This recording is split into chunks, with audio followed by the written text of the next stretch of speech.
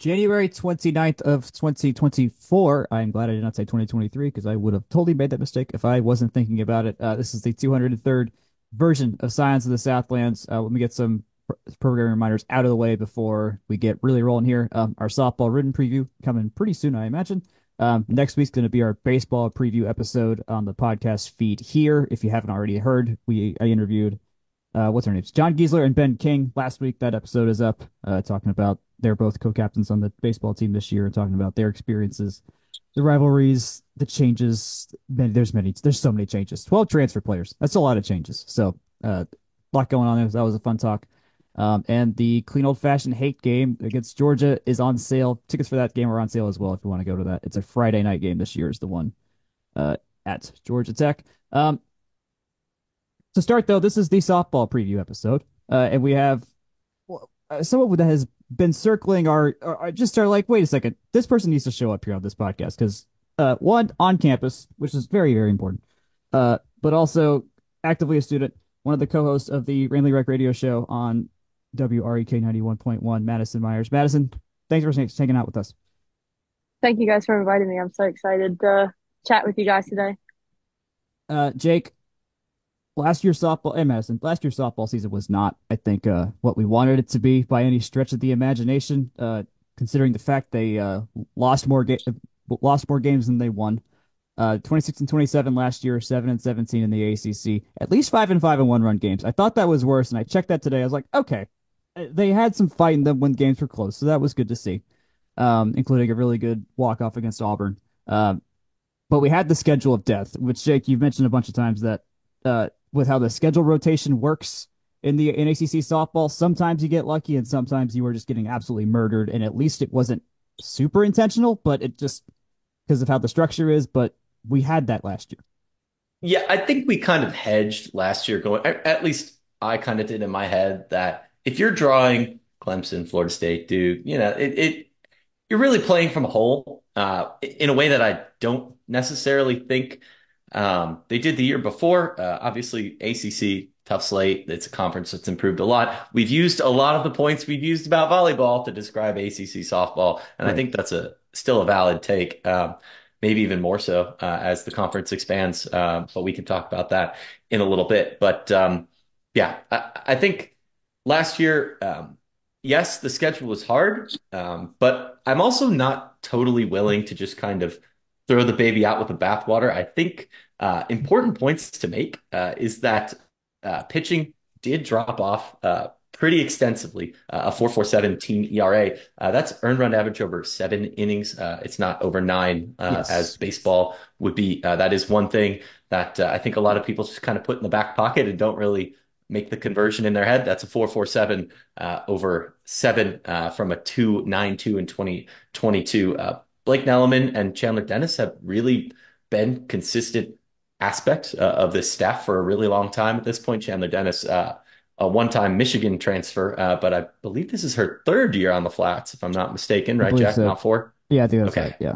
I was going to say, because I know I saw her pitch when I went on a couple road trips 2 springs ago, but I didn't Yeah. want to misspeak and say this will be her fourth spring. But yeah, I think the schedule and the pitching are kind of linked. I mean, if you're going to be playing big bats in terms of, your Florida States, your Clemsons, your Duke. I mean, heck, Clemson had a player get named both as a pitcher and a DP to the All ACC preseason team. That's a name we've said a lot on this podcast, Valerie Cagle. But they're linked, but they're also not, if that makes sense. Right. Yeah. Yeah. Madison, it was not exactly, I mean, as we mentioned numbers wise, not the greatest. It's also just concerning when your pitchers, the same pitchers, just jump a point and a half in ERA year over year. But they're both coming back also for their fifth years. So when you saw that they were coming back, what were your thoughts there? I think I was very excited to see that Chandler had decided to use her extra year. Um, and I think it's very promising, especially now that we have a new pitching coach, which Yeah. Chandler had. I know you had like the discussion with Eileen Morales on the new coaching changes, and then Mhm. Chandler Dennis also had a talk about how she didn't go into too many of the details, but said that there were a lot of adjustments made. And I think hear the same with baseball. They also have a Yeah. new pitching coach, and I think what's happened is these new coaches coming in are trying to break them down because there's something that was fundamentally wrong with had to have been for them to have that significant of a jump. But it also was with the schedule and the fact that we have only been using these two pitchers for the last couple of years, Yep. and they are Yep. tired. I mean, I That cannot imagine the there was Well, no, exhaustion. yeah, there was no and relief for them. No, and Jack, I think it's poignant in just kind of peering behind the curtain. Actually, Jack, I don't know if this is public yet, but are you a social media star yet, or do I just am I too unplugged for that? I mean, I don't count having 322 followers as a star. So, I, I meant the reason that you texted me asking me for a scouting breakdown of Blake Nelliman oh, well, a that's not couple happening. weeks ago. Oh, it's not happening. That's not happening Okay. anymore. Yeah. And again, peering behind the curtain just a little bit, Jack was like, "Hey, could you get me a scouting breakdown of Blake Nelman?" And I asked a couple of players who haven't, they didn't line up against her last year, but dare I say, like it, if you can, get some recall on players that haven't faced her in a year or two, like that shows how Right. consistent the staff has been. One thing I did want to highlight while we're still talking about some past results, is that even when Georgia Tech went, dare I say, a pretty good 38-18 going to the Florida Regional in the spring of 2022, Yeah. they still went 11-13 in conference. Fair. Yeah. Fair. Like it's not like it was, it's not like it was dire, or That's not, I mean, it, yeah. it, Yeah. I it's mean, not dire, but if, no. if we're comparing apples to apples, it's not like we're saying, oh man, they you know really fell off, big change, et cetera, whatever. 11-13 to 7-17 is not a huge step down, at least in my humble of opinions. Whereas, you'd think that it was okay, they're losing 6, 7, 8 more games. I really think Georgia Tech didn't collect in these other peripheral games. The non-con where maybe you're picking up a couple wins, and Right. that's a big Like, difference there. like if you switch the Alabama State game, we have a winning record last season, and they were Well, that's of the worst teams in college softball, and we lost to them at home. So, I would argue that's one that you can never and should never lose, but that's yeah. neither here nor there. Just one more point in terms of consistency year over year. 2022 versus 2023. We saw Boston College, Clemson, Duke, Florida State in 3-game series in both years. We saw Louisville, NC State, Notre Dame, and Syracuse in 2022 versus North Carolina, Pitt, Virginia, and Virginia Tech, and the other Virginia Tech essentially being the big difference in terms of schedule quality there. Yeah, gotcha. Of the ranked teams we played last year, number 5 Clemson, number 7 Florida State, and number 10 Duke in the ACC, we lost all 10 of the games we had against them, and Duke was our final game in the ACC tournament. At least we beat Notre Dame to get. Wait, yeah, we beat Notre Dame to get there. So I mean, we got one in the tournament, which I guess is nice, but still. And then hitting wise, just to the last glances of last season, Emma Kauff, Madison Dobbins, Ella Edgman, and Emma Mangini all hit over 300. Mangini was a late season revelation for the team. She had a feeling because of injuries and just started raking immediately and just getting those pop singles which are very customary in softball. So that was good to see. Pitching ranks, I think this speaks to Madison, your point of just how exhausted they were. 11th in ERA and walks last year, third, dead last in the ACC in home runs allowed, fourth in strikeouts though.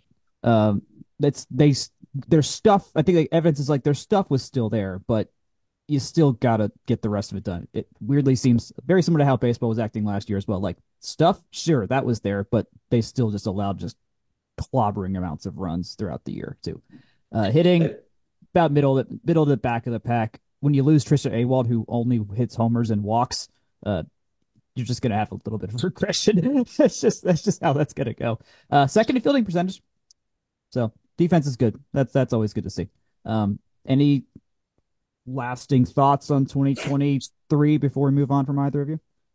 I want to back up Madison's point one more thing about getting tired. I think it is completely evidenced by the fact that Tech their last 2 regular season series and last one non-conference game, they win a combined 1-6. That is That is a Yeah, staff that is tired, and that includes, a home slate against a fairly comparable North Carolina team, in addition to the tough Duke series. And most of the games they played close, including a right, 12-5 win. But right. that's a Yeah. hallmark of a tired staff, I would say. What you got, Madison? Yeah, I think it was very visible, like just seeing them out there. There were a lot of times where we would switch out Blake with Chandler or Chandler with Blake in the middle of a game, and it would be a Friday game. There's still more games in the Right. weekend, Yeah. and I would be sitting there like, well, Yep. what are we doing tomorrow? What are we doing Sunday? If we're get like it, bring out Sophia, bring out someone else. Like if they need a if we need to change it to someone else. And I think that's something that when I listened to your talk with Eileen that she mentioned of having more of a rotation and using more of the pitchers. And I know Yep. we brought Yep. in another like freshman lefty, which is really good because we were lacking there. Yep. And I think like Sophia showed a lot of good things that I think maybe with the new pitching coach this year, we're going to see a lot of stronger outings from her as well. Yeah. So I Yep. think it's very hopeful, but Yeah. Just to name the names behind Blake and Blake and Chandler, we had Jaden Studebaker, who's a freshman last year, Kinsey Norton, who's a sophomore last year, and Sophia Voiles, who was a sophomore last year. Sophia ended up getting most of that third string, I guess, in or second string innings. Kinsey got some of them in there. Jaden Studebaker made her debut against Clemson. Her first at bat was against Valerie Cagle, and that ball didn't exactly stay in Shirley Mewborn Clemens Field.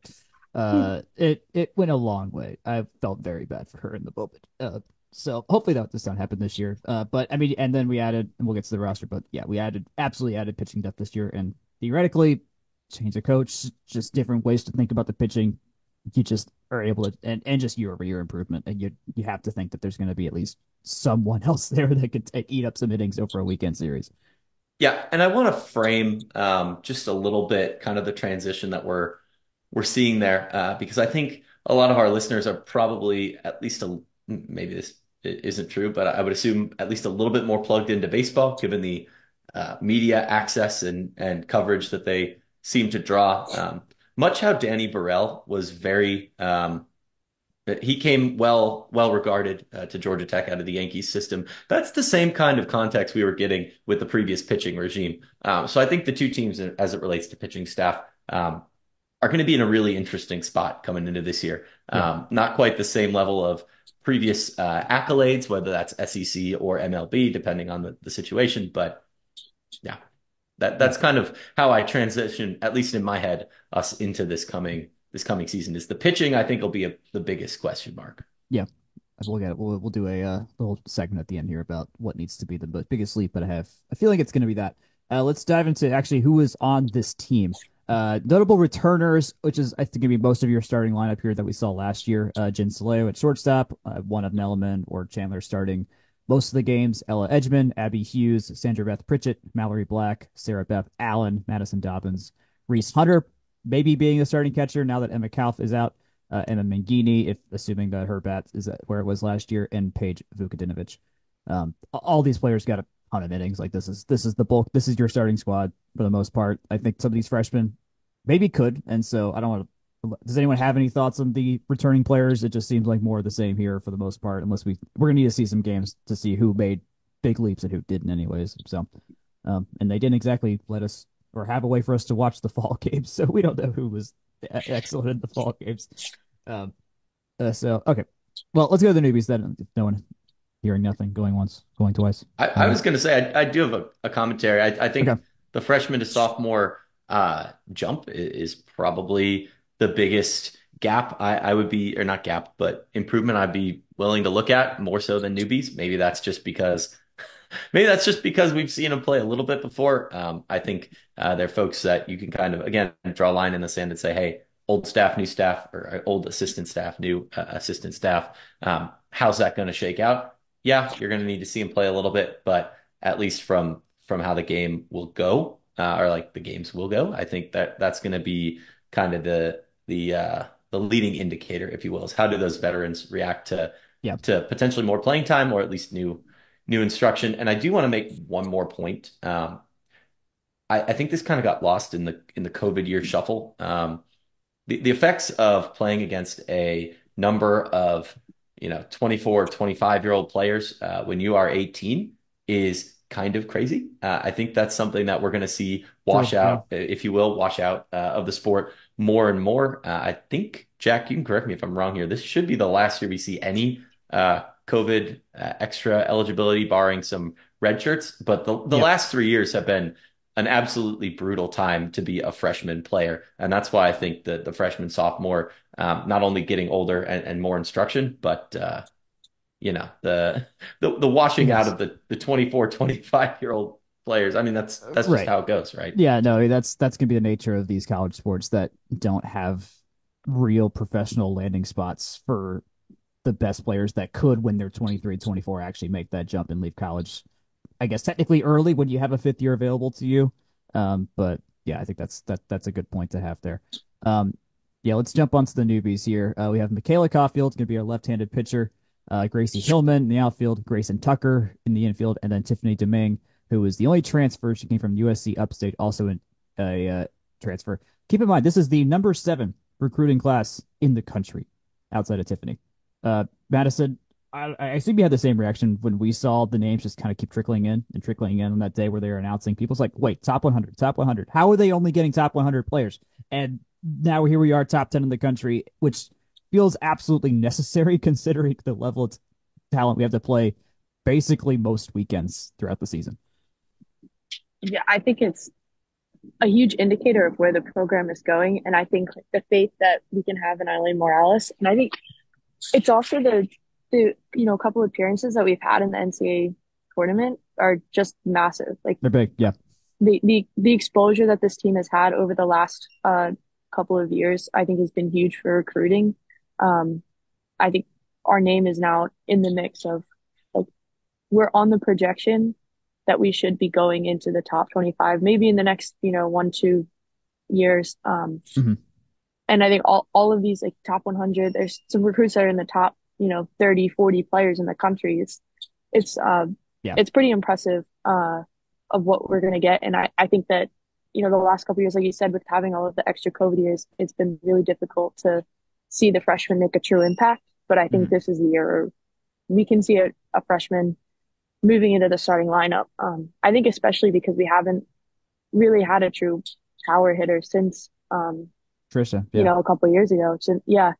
And like, that was what we saw missing last year is we left so many runners on base. yeah, yeah. And if one of these freshmen can step in and say like, I'll hit the homers or the transfer. I know, Tiffany Domingue, maybe I know she had a lot of homers, where she transferred from a USC Upstate. I think it could be a really good spot for them to slide in if they can make it there or even just knocking hits in because we saw now with Emma Kaufman, that's a lot of doubles that now we're not going to have, Right, yeah, which is going to also be a big miss because she Yeah. had so many RBIs. Um, there's a lot of gaps that could be filled.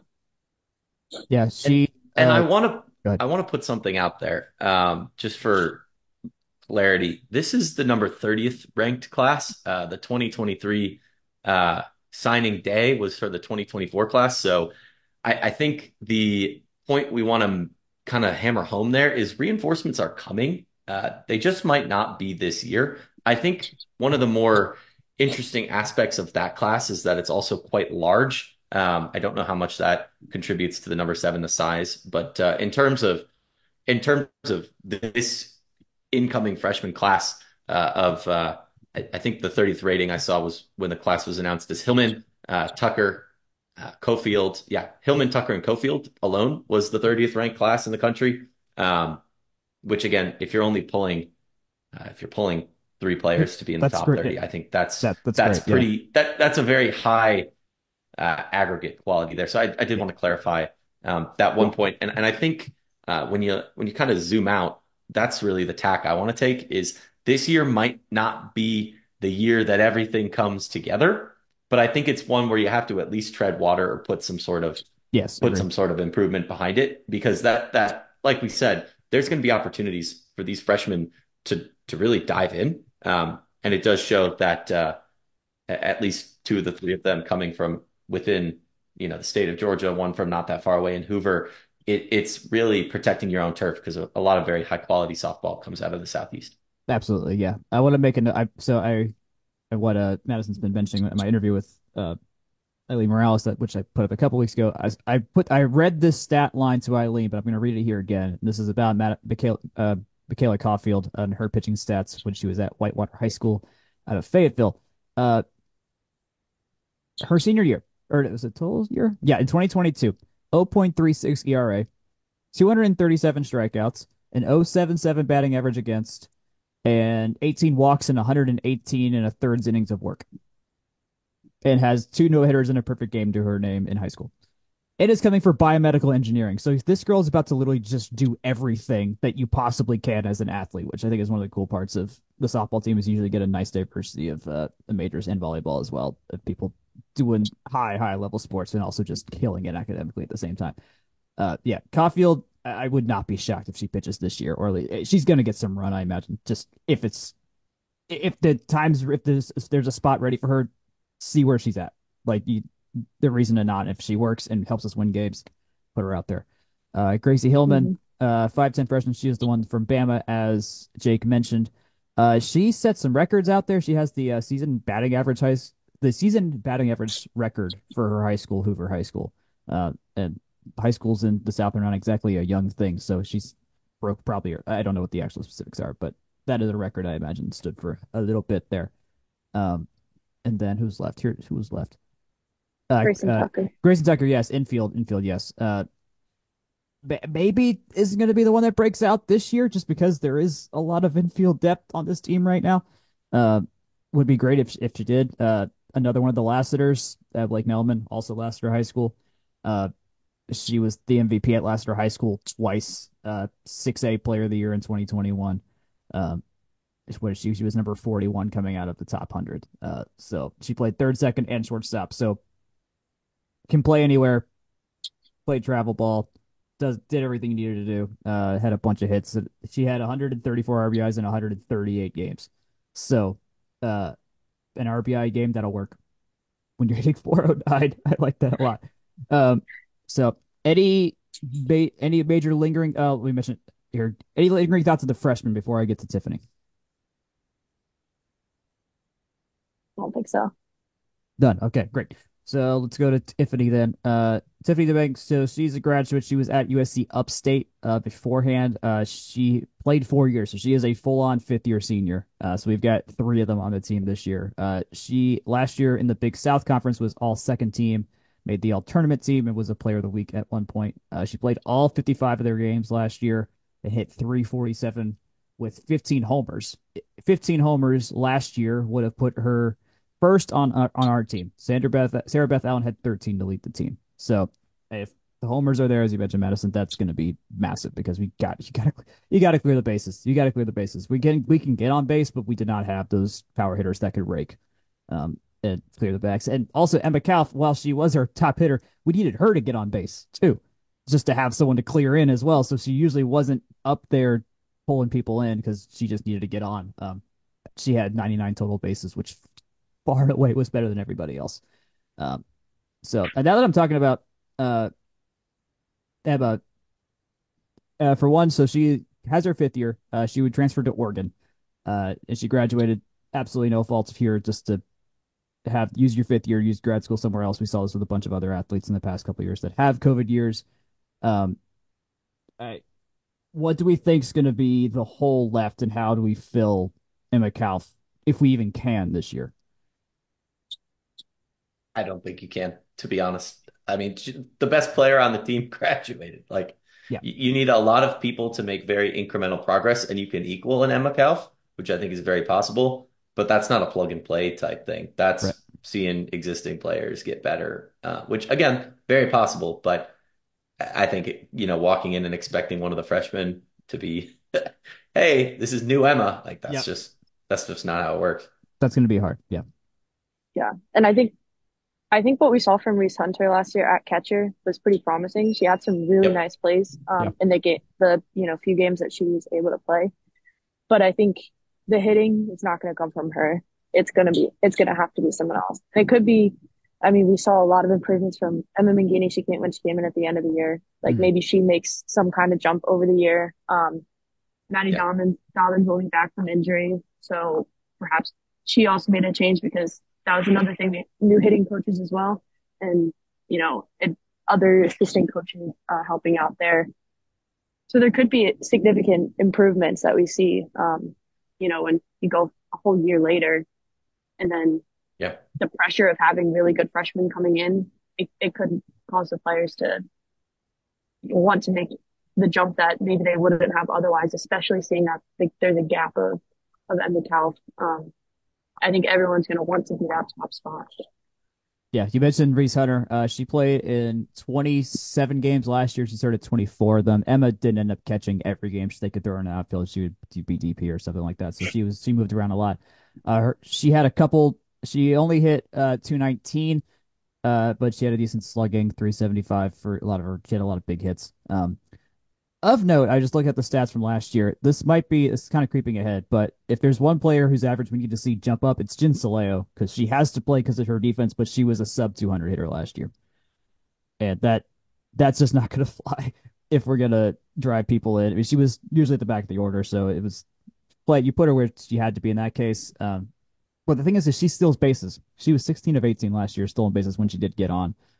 So that's if she can just find some way to get her slap single. She does not hit for power. She had a homer, but she does not hit for power in the college level. So finding a way to get her on base is going to be huge. We keep mentioning the coaches also. Every single coach on this team outside of Eileen is different from last season. Hunter Bunch is the assistant coach for hitting right now. Aaron Dixon is here for pitching, I believe. Kelsey Bennett is a grad assistant, came from Virginia Tech, and then Devin Boland is director of ops, who had some time at NC State as well as their NC State. Do I have that right? Yes, yes. Think So so. Yeah. yeah, I mean, it's a wholesale. I mean, as we mentioned a bunch of times before, it's obviously something wasn't working.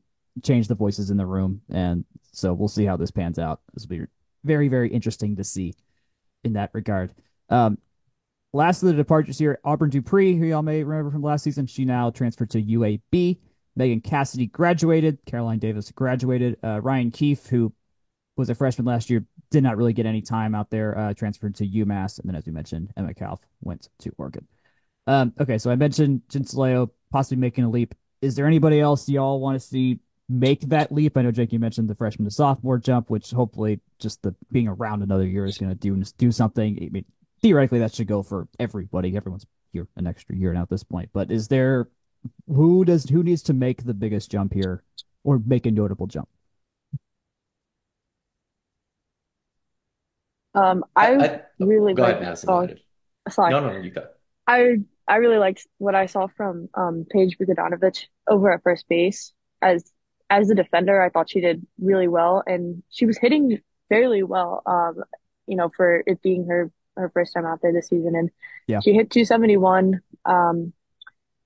It was mostly just singles, but I think if she can make a jump in some sort of way of bigger hits, uh, I think she'd be a really good presence because I think she's a solid first baseman. That I would like to see her claim that as her role. Yep. Yeah.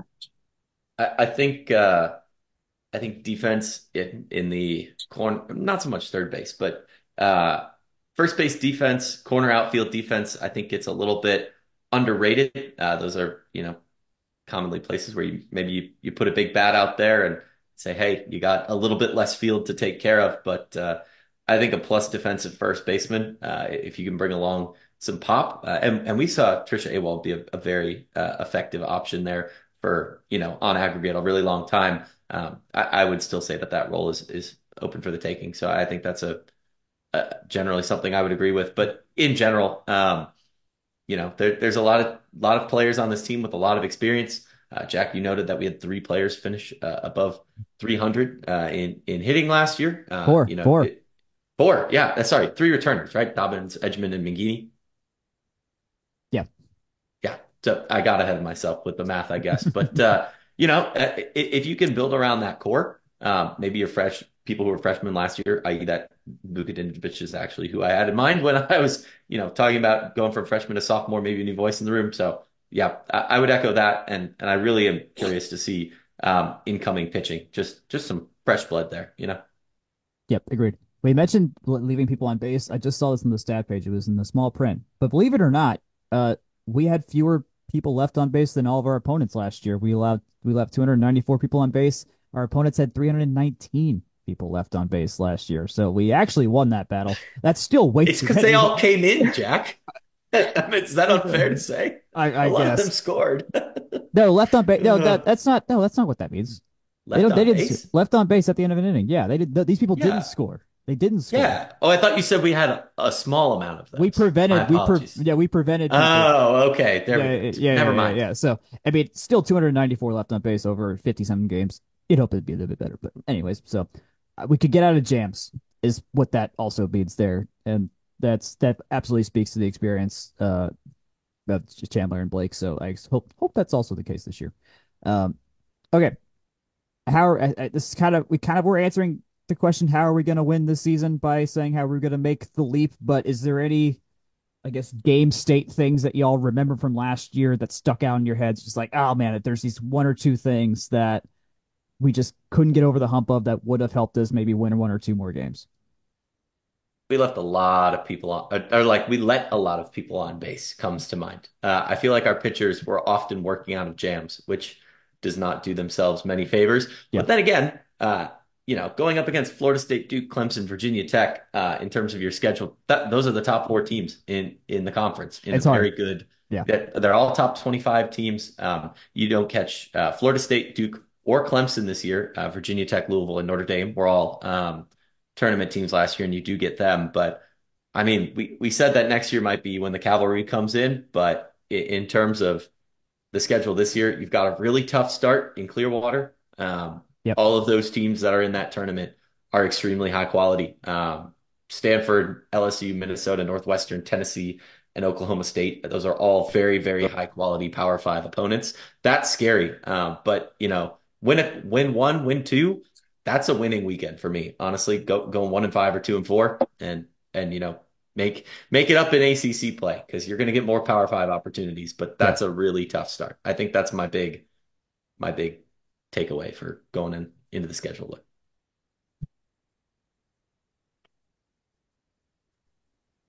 Madison, you got anything?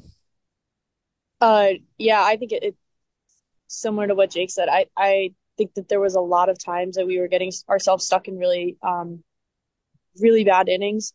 We just would let, 5, 6 runs up all at once. And I think the help of Blake and Chandler hopefully not having to pitch as many innings is going to help, because I Yeah. think it mentally was exhausting. Like, not physically, it was obviously exhausting, but I think mentally, when that happens game after game, and it gets really hard to continually keep throwing into the zone and throwing Yep. strikes. Yep. And I think this year we'll hopefully see a lot less walks because of that. And then because our strength of schedule is so much lower, I think even if our team is, maybe takes a bit of a dip because we lose Emma Kauf, but we're looking forward to next year where we get a lot of really good, signing class. We have a really good signing class, but this year it's a perfect year where we could still do something great because our ACC schedule is so much easier. We Yep. don't have the top four teams. We don't have any of them. The top four ACC teams. Like we have Clearwater, and then we have Virginia Tech, and that's basically it. Like Yep. the rest of the schedule is very, very winnable. Um, so I think it's not letting the team has to, like, when they go through that first couple of weeks, because all of those, we have 6 top 25 teams in the first 2 weeks. Um, Yeah. not let Woohoo! statement for the rest of the season. And like after those 2 weeks, hit the reset and restart the season, because I I don't want to say I don't have hope. I think that they can come out of there, do some really great things, pull up some really good upsets. But if that gets in their head too much, it's going to Yeah. lead them down a dark path, at least for, a month or so. So Yep. I think Yeah. that'll be big. And I don't want to sell short either. We start with Alabama at home. I think that's True. Buzz Class. Yeah, Buzz Yeah, Classic yeah, Buzz. in that first week too. So there's a lot coming. This season starts hot. Don't be surprised if this team kind of, you know, has kind of a not middling, but just a very challenging start, and maybe Yeah. it'll be in a surprising place towards the end of the year. That's my prognostication, at least. Win a couple in Clearwater would be $1 million. Go split against Alabama. That would be, great positioning considering lots of hacks at quality Power Fives down the stretch that, they stand really fair shots of winning. That helps your strength of schedule too. So Yep. that's all I got. But Yeah, I agree. It's a kind of a reload, not exactly a reloading year, but hopefully this turns into a good resetting year that has a clear trajectory for what next year can look like in terms of success. So, let me just read off these. We keep mentioning Clearwater. This is the one of the big opening softball tournaments, kind of like how basketball does its invitationals and stuff like that. This is the same for softball in Clearwater, Florida. This is the one you want to go to and get invited to. And yes, the thing is, you have to get invited to it. So yeah, as we mentioned, Stanford. There's also LSU, Minnesota, Northwestern, Tennessee, and Oklahoma State. We are playing them in that order over 3 days. So that is it's a big thing. It's good, really good for just being a getting us on TV for one. Like getting national televised things is of the biggest brand opportunities for Georgia Tech, and this is one of them. So the fact that we are there is kind of a win in the first place, but we also want to win the games as well. So, Jake, any last notes on this at least on this front half of the schedule? I think we'll touch on this more later. nope. I do want to make sure that we let Madison plug all the things she's doing before she goes, though. So Thank you. Yeah. So I like Jack said at the beginning of the show, I'm on the Ramblin' Wreck sports show that's on WREK 91.1. We are Sundays 5 to 7 p.m.s. We also are on SoundCloud now, so that's really exciting because Hey, before it was really hard for anyone to listen to our shows. But now it should be easier. So uh unfortunately starting just this semester, so all of our football stuff is gone, forever, but that's darn. okay. um but yeah, and then other than that, working on occasionally writing for All Yellow Jackets SI. But yeah, that's mostly it. So hopefully I can come back and talk with you guys again because it's nice. I love Uh, listening to your uh, podcast. Thank you. No, I will absolutely have you back on. We are fully intending on being a much deeper into softball and baseball this year than we have been in the past. So yeah, we will need the voices to help make sure that we are making sense and that we're not blaspheming about this team or something like that. I don't think we will, but we love having the voices. Jack, I just want to put it out there that there was one year I caught every single home game that happened before finals in baseball and softball. So, deep into baseball and softball. I don't know how much more you can ask of me than that. That's when you lived on campus Is though, this which is this me resting on my laurels of 2019? I Yeah, mean, maybe yeah, that's so long ago. but Oh my God. it was a long Anyways, time. I'm old. anyways, All right. my goodness, Yeah. Madison, thanks for coming on. We'll talk soon again. Yep. Yeah, thank you guys so much. I'll talk to you later. Yep. Yep. Sounds good. Bye.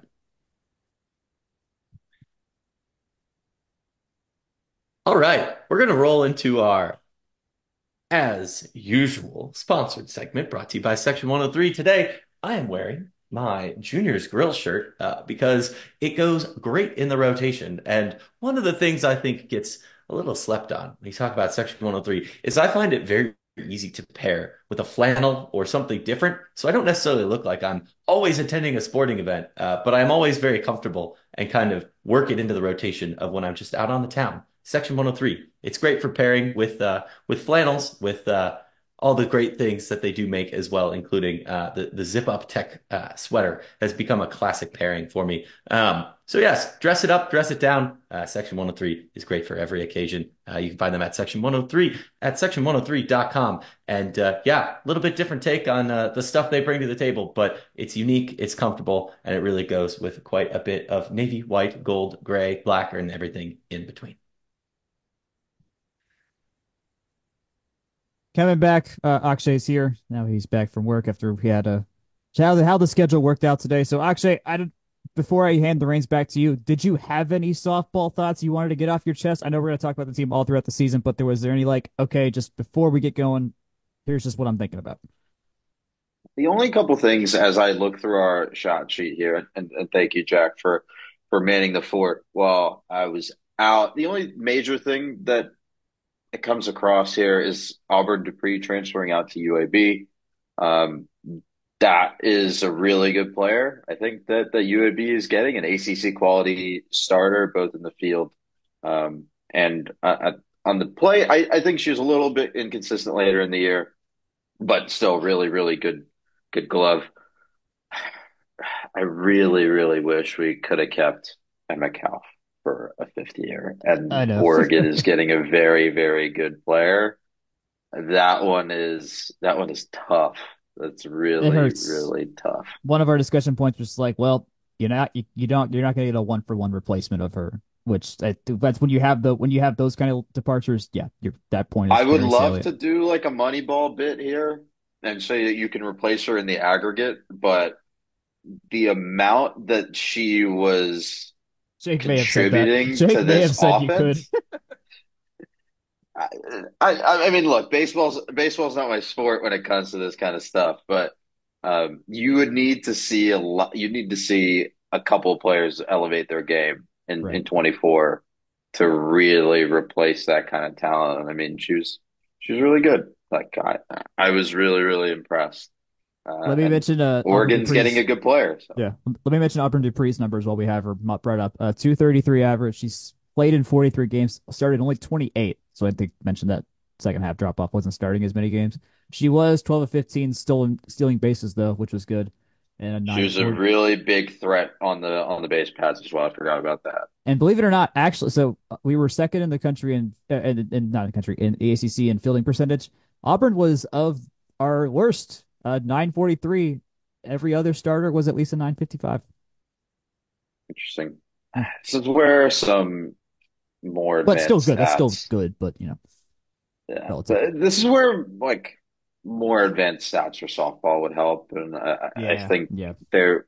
I know that softball has an analyst on staff now, and they've been using 643 a lot the last couple of years. So um, hopefully some of that stuff comes to fruition. I don't know. This is usually where I say it's always a good thing to have more data and have more information. So I think I'm gonna stick with that and hope that everything goes well in 24. Mr. Purdy, Mr. Grant. Let's switch gears. Let's talk about NFL Conference Championship weekend for a couple minutes, as we did have Georgia Tech, former Georgia Tech athletes, excuse me, in all on all four teams. Let's talk about the AFC Championship game first. Kansas City advances to Las Vegas. They beat Lamar Jackson and the Ravens. Harrison Butker gets his chance to go for Super Bowl ring number three. I think if he were to win it, that would make him the most decorated NFL for Tech. Am I mistaken in that?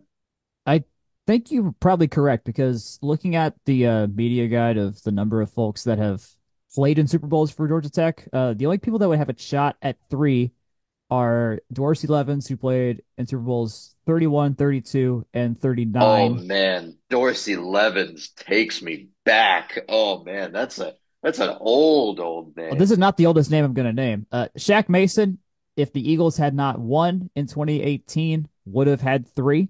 And then the only other guy to appear in three is Bill Curry.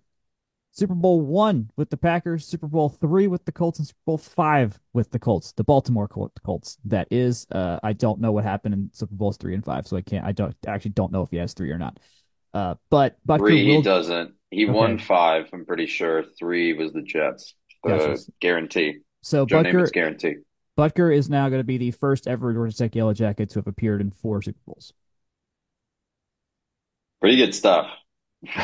Yeah, he's a kicker, but also kickers do not have longevity in that No, you sport. have to be good You to stick get around. You got to be you good to stick get around. chewed up, you get chewed up and tossed if you do not hit some hit kicks sometimes. So it Or you're there forever and become ancient.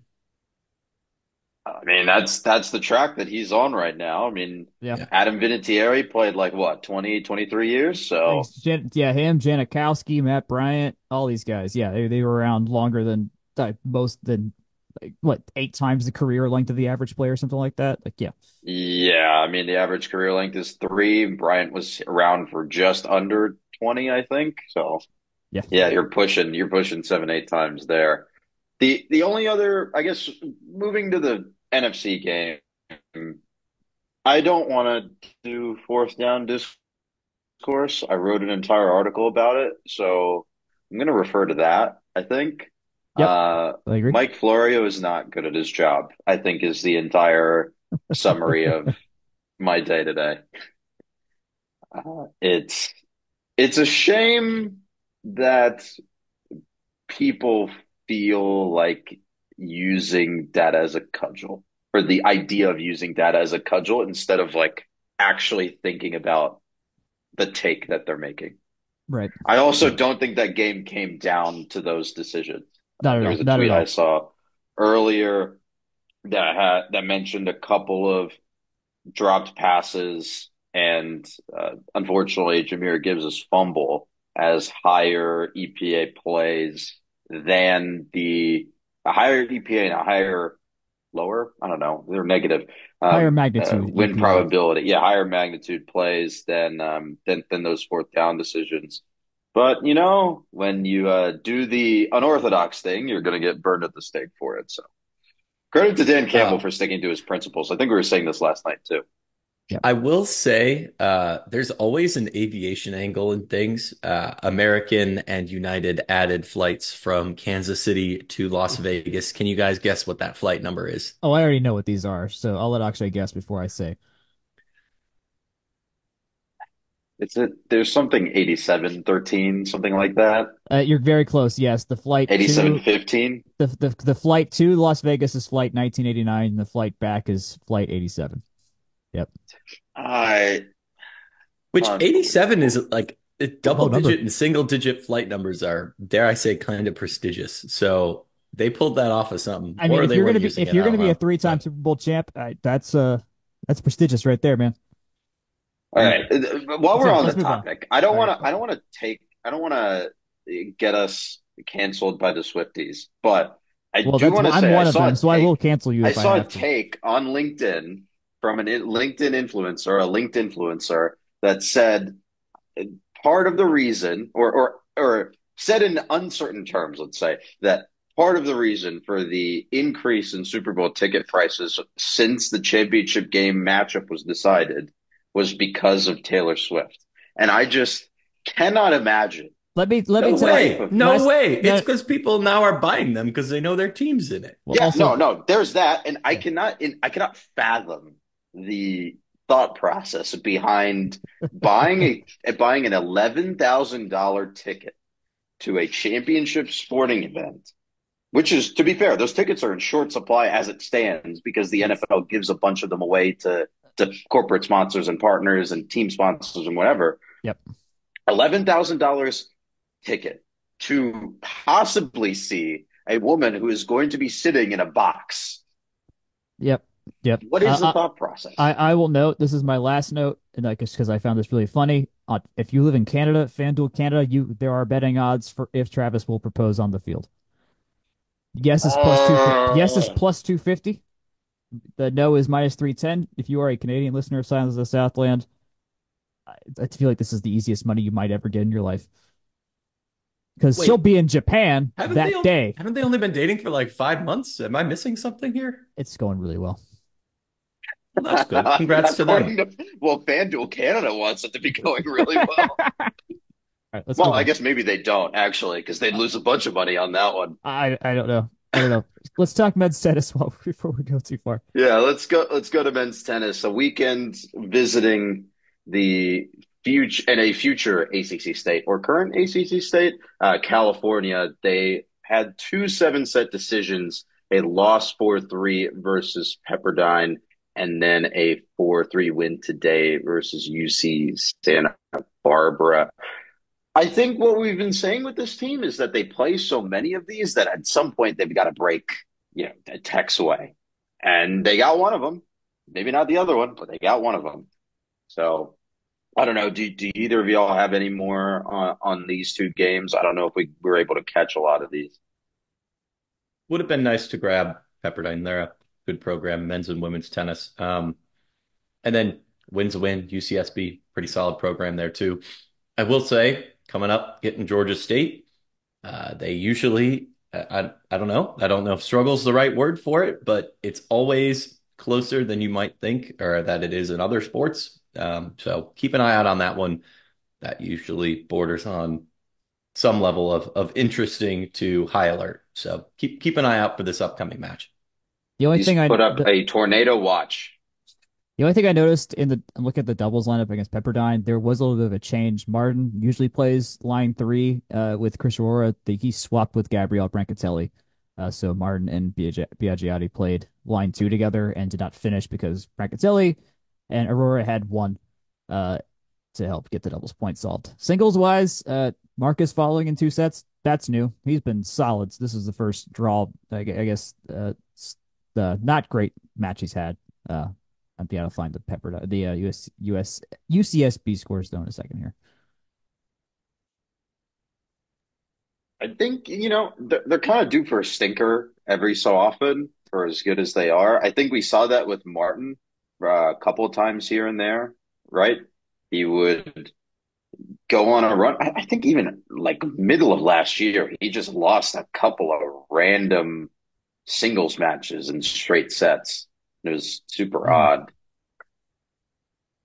I don't For know. UC for the second match, yeah, so we won on Andres Martin got the clinching point on one. He won 7-6, 6-3. Must have been a long first set if they finished last. Considering Sachdev won in three. No, he was also a 2-set win. So, yeah, that was good. Chopra also won his match, and then I assume we won the doubles. I don't know if we won the doubles. The Twitter doesn't say. Oh well, we won anyways. That's all that matters. I think the last note for me on men's tennis is that state matchup at home is always it's not just a point of intrigue, it's also a really good atmosphere. I think we've gone a couple of Yeah. times Oh, here and yeah. there, and it is a genuine like rivalry atmosphere, and that's I think part of the reason why it gets so competitive. It is a packed indoor facility for those games. So if you're in town and got something to do, I think that's Friday at 2 p.m. I'll have Might as to well Yeah. take it in. early. I'd say this and Georgia Southern baseball are probably the two non-UGA in-state series that have the most regular intrigue. Kennesaw State softball got kind of spicy the year or two after we picked off Trisha Awald from the Owls, but Southern for baseball and State for men's tennis. Those are pretty without fail some interesting matchups there. Moving on to the women's side of the house, they were in Charlottesville for ITA kickoffs. They knocked off Wisconsin in their first game 4-3, a huge comeback win. They were down 3-1 at one point. Mahak Jain won the clincher in singles. I don't have that score immediately in front of me because I am not entirely a prepared podcaster today, but I do have the score for the UVA match that came after, which was a 4-0 sweep of Georgia Tech, unfortunately. Any notes from y'all on these two games? Yeah, the UVA, we've talked about them. They're pretty good. They were also the hosts. We're playing in their building. They're a top 11 team. Interestingly, Wisconsin-Madison rates out very similarly to Central Florida. I think that's probably something you'd flag in that, maybe a 4-0 sweep at the hands of UCF is a bit fluky, kind of happened in a big atmosphere at the UTS, the United States tennis facility down there. But yeah, Wisconsin-Madison is an 11-7 and 24th in the country in the most recent rankings. UCF a 23. Granted, it did take some things to fall Tech's way. I think it's a fair way to put it. They played really hard to really squeak out a 4-3 win. Jack, you're looking a little like I got the score. mischaracterizing that. No, you're Like, characterizing it right because I've looked at the scores. Yeah. And we just barely won this. You know the phrase, Oh, the it's a skin of your squeaker. teeth? They won by the skin of their teeth. They needed every last point to win this match. And then some, and literally and then some. Yeah, I think it's probably indicative of where this team is at. Maybe a little bit below our initial prognostication, but they do seem to be a fringe top 25 team. Is that a fair point? I don't know. UVA and UCF maybe tell us otherwise, but you know, that's kind of on any given day type variance They too. haven't played at home yet. They played on That's the road true. this whole time. Like we haven't even played with their, like I haven't been able to see them once and see like how good they actually are. How are they just get the vibe check like that? Have not been able to get a single bit of that. So Just to recap these scores, since I also have them in front of me. Tech took the doubles point with wins by Kylie Bilchev and Alejandra Cruz over and Given Roach and Scarlett Nicholson, who I don't think we've talked about a whole lot. That name is new to me. Both over Wisconsin. That's a 6-4 win for Bilchev and Cruz and a 6-2 win for Roach and Nicholson.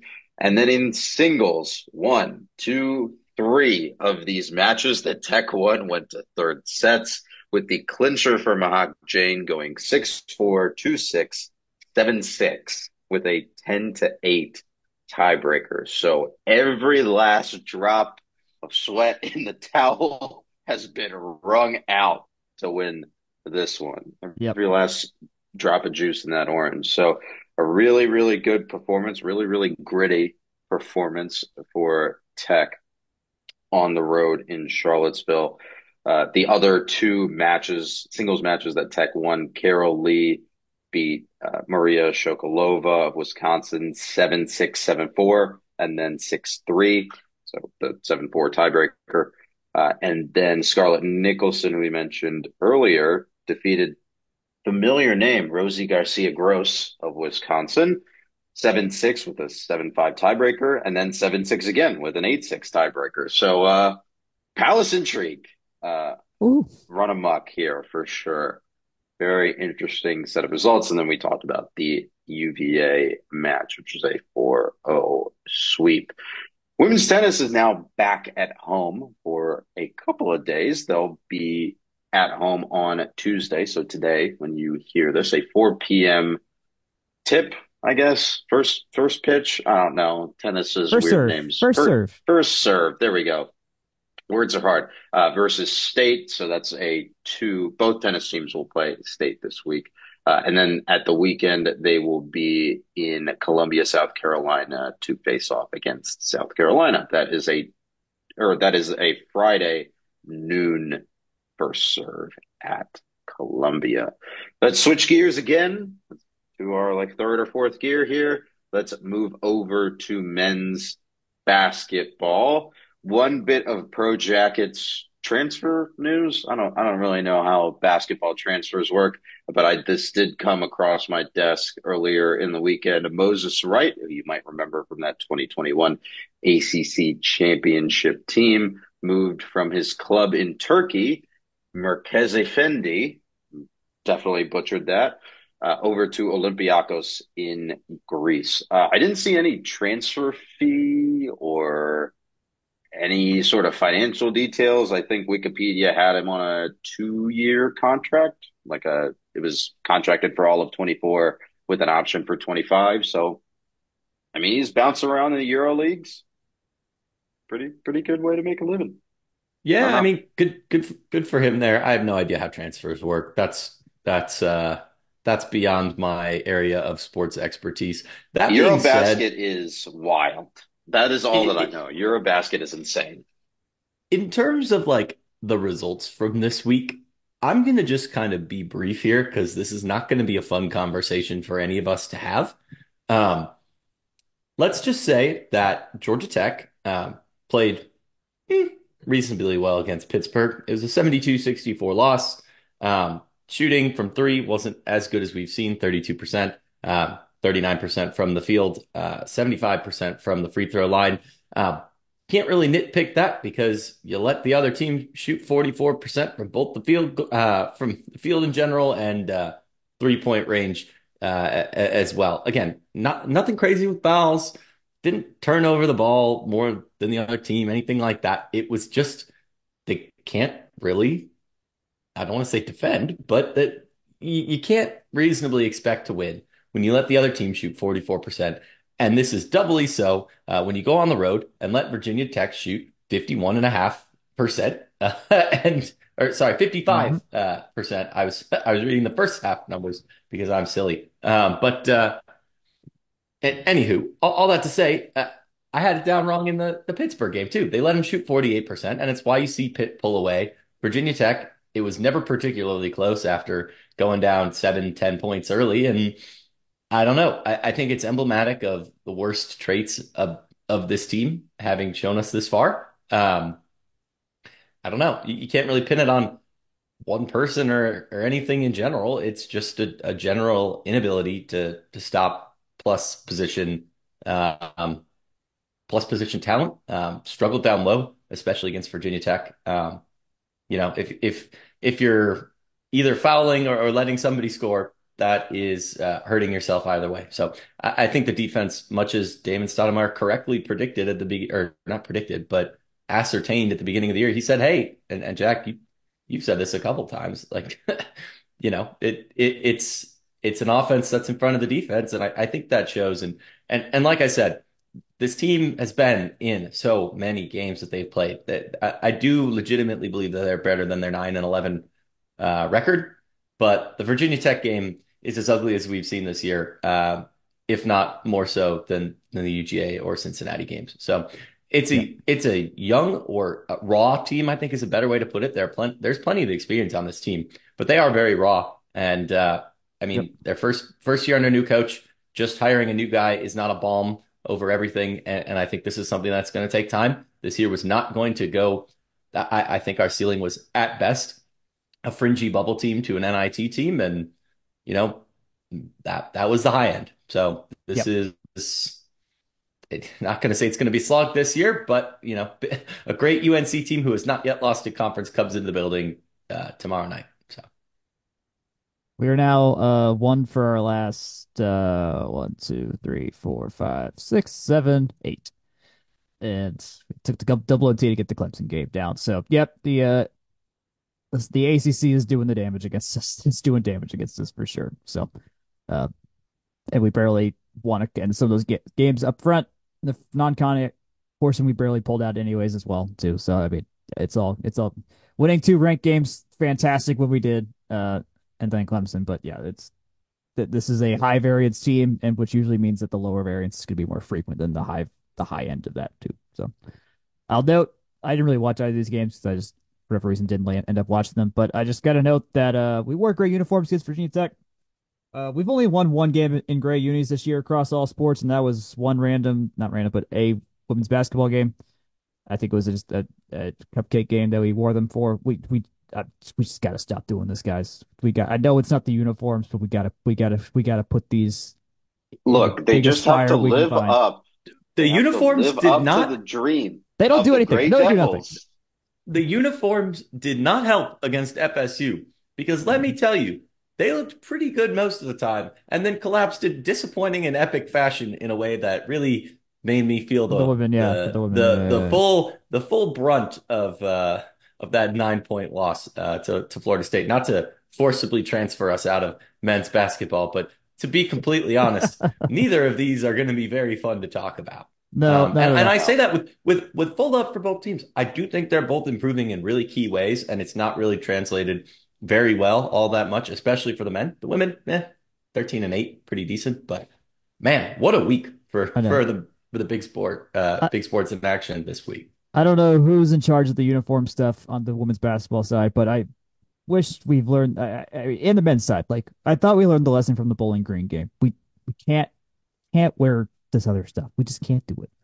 Uh, I will say the glow in the dark uniforms for what was that, a noon kick game was 3:30, but it was bit. specially cursed. That was a special curse that Hey, the hey, noon is now, hey, that's noon 30 on the West Coast, which is now an ACC coast as well. right. So That's right. Yeah, man. Yeah, you man. got it. You got So to consider it. You just have to consider it. But yes, this is that FSU game doubling back there. That is a 78-67 loss at home to FSU. I will say the way that I think we need to paint this a little bit brighter because they did keep this close let's for back. the Well, this vast. Yes. What's up? Well, there was a game before that too that we didn't that I just had to throw in the sheet. They Yeah, well, played. that you can Well, dig and bury. sure. I just want to mention it just at least in the terms of very important things happened here, and that Caleb Blackshear got hurt in that game and then didn't play at all against Florida State. And we looked. Elizabeth Kitley did Elizabeth Kitley things against us, and we didn't exactly have a chance to stop her. She went 8 of 8 in the first quarter, and that was effectively the game. Uh, Garbage time didn't really happen until the fourth quarter. Tony Morgan did get her career high in points too. Uh, but outside of that, not much there. But that did mean we were shorthanded for the first time in I mean, Inez has been gone a couple times, but losing Kayla is a massive blow to this team. And so that meant I should want Aaron had to play extra minutes, which, as I mentioned in my articles and on here, that's not great. It's not good. But again, to this team's credit, if we're painting with a brighter color here, they kept this close and they were ahead Yeah. for vast stretches of the first, I don't know, the first 35, 30, like for 32 minutes, right? Like I they don't, I were don't, they I was box score watching while football was on, so I kept up to date a little bit, but they were ahead. They were really competitive, and then FSU's Tania Lotson just went supernova in the yeah. fourth quarter, and FSU outscored Tech by 15 in the fourth, and that was the game. That was more or less it. This girl, Uh, Tania Lotson, has scored 30 to 33 points every single time we've played her. That's all three times so far. She murders us. She does this to other teams normally. Like, this is an uncommon occurrence. And she takes a crap ton of shots. She took double the shots anyone else in the team took for Florida State, but also got to the line 11 times. Like, she just does everything. And we don't have the defensive answer for that right now. And I think another thing, if you take it from another angle, she took over this game in a way that think, I don't think Tech has that kind of person No, Tony hasn't on turned their into side that. of the fence either. Yeah, Tony hasn't turned into that fully. Granted, there's only been yeah, like when we've needed to turn on the Jets and get ahead, like grind our way to a win. It's not often it's her doing And that. I guess I'll add a little bit more to this. I think there have been players that have had those kinds of performances in certain circumstances. I think Kara Dunn did that a couple times earlier in the season. That's why Tech got off to a pretty good start. But there's no one that does it with consistency, No, right? not at all. There's Yeah, no one that you can sort of go, here's the ball, it's on you, or like here's the ball, it's your game, let's go win this. And I think there is. I'm usually the data guy, but I think there is a value to that having a consistent playmaker, especially late in the games. And right. Watson was that for FSU, and Tech didn't necessarily have that on the other end. Yeah, that's I think that's right. You have to have a game manager, like someone who actually is just going to completely dictate the pace of the game and how Yeah, things are going to not. go I on and mean, move forward. that's like not even a game manager in like the derogatory sense. That's No, just that's like positive. Yeah, that's a a positive way to field say that. general kind Yeah, of type, field right? A general is court better. general kind of type. Yeah, I like Yeah. that. I like So that. I Uh, think that's just something as this team continues to grow, continues to evolve, like and I think we've said this a couple of times, someone is going to have to step up into that role. So yeah. we'll see how that shakes out. I don't think the road gets any easier for them this week because on Oh God. Thursday they'll host Notre Dame. That's a Uh, 7 p.m. tip on ACC Network Extra. So tough little Remember, stretch. remember when Notre Dame was like down for like 1 year and then I immediately know. returned to being a juggernaut? I don't remember that either now. I It know. feels like it I never know. happened. We look that 1 year Cohen's. I think we lost to Notre Dame twice that year. Yeah, but they were still like not as good as they usually are, and now they're back to being Yeah, just as good as they've always been. Uh, thank you, Muffet McGraw and the gang. Well, I guess she's now retired, but you know what I mean. she's now retired and doing great media work for ACC now. Yeah, Yeah, I do. the Yeah. year we beat UConn, we did lose to Notre Dame in overtime. That was part of that back-to-back overtime stretch we had Oh against my gosh, I Arizona. remember that game. I was at that. Actually, I Yeah, think we were both at that game. That was Yeah, oh, and I was pissed. that game was rough. That I game was rough. remember yes. being livid at the refereeing, legitimately livid. Well, they would just take it in. We don't need to go down this path, Jack. I know you've got a We hard don't.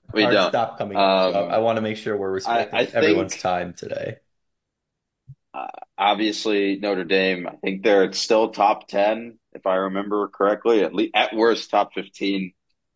Hannah Hidalgo has been not just a difference maker, but a genuine star for them. So I am honestly, from just like a spectacle perspective, I'm kind of interested in watching this game. So They dropped to 14th. it'll Actually, be fun. they dropped to 14th. Let's I think move. they had a loss though, so that's all. Fair enough. Let's move on to track and field. Another week, another Clemson Invitational that's named something different. This time it was Bob Pollock. Mr. Grant, I figure that you have the results up for me. Anything stand out to you? I will say we do joke often that the Clemson invites happen all the time, but at least they're consistent in the order in which they happen each year. So I will give them that. In terms of results, there were um, there were a couple of podiums. Amelia Wilson third in the women's long jump. I think there was one other off the top of my head on day one. Second place finish by Nick Nyman in the mile. Again, good to see there. It was a 2-day invite. I believe there was also a few third places and a no second places, just a pair of third places on the second day. So nothing too crazy. I mean, I've said this before and I'll say it again. Track and field is really tricky in terms of prognosticating, unlike and swimming's kind of like this too. I just was in the sport more. You don't always send a full roster or everyone have a full roster doing A events. So it's a little bit tough to say, well, they got third here, so we should expect X, Y, Z at the ACCs. I think the first time we'll get a true top to bottom data point on this team is in a couple weeks here at ACC championships. And then to be quite honest, we probably won't get another great comparison point until I don't know, probably pretty close to the next ACCs. So in the meantime, it is good to call out some stellar individual performances, but I don't believe we had any school records or anything like that other than the podiums. Good stuff. Let's switch over to the aquatic version of track and field, swim and dive, who had their senior day over the weekend. Not a ton to note here. A lot of people graduating. A lot more Yeah. than I thought were up for graduation based on when I looked at the roster earlier this year. I don't know. Anything notable stand out to you from senior day, Jake? Yeah, I want to call out the first meet of the weekend first. That was a men's and women's showing against South Carolina. That was on Friday the 26th. The interesting note that I had there is that the men did win 187 to 113 and put good distance between them. But I said that this meet, the one thing I really wanted to see was how the women stacked up against a ranked South Carolina team. I think outside of kind of your top 25, it gets a little bit not necessarily fringier, but to you want to get good comparison points is all. And they did keep it close. 169 to 131 is closer than we've seen against comparable teams in the past. Oh, one other thing. I don't think we caught this last week. They did swim. The women hosted Miami last Friday. Miami being a pretty solid ACC program and kind of blew them out of the water, 174 to 76. So if you want points of comparison, that's where I'd go to. In terms of senior day, Carson Newman, I think they're D2 off the top of my head. ECU, I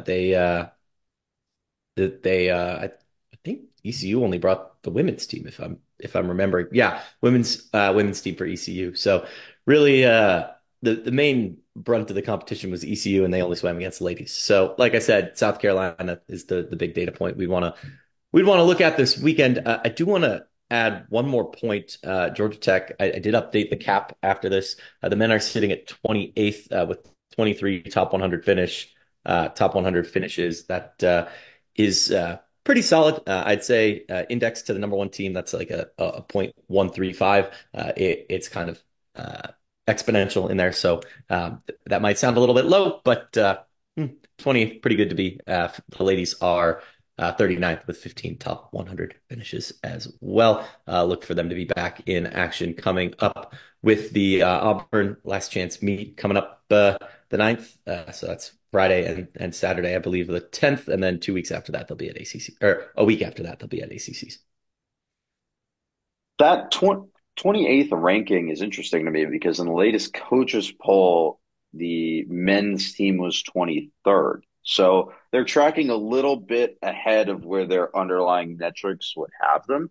I think Mm-hmm. that 39 number is right around where the women's team has been historically, or at least like as long as we've been doing this, right? Yep.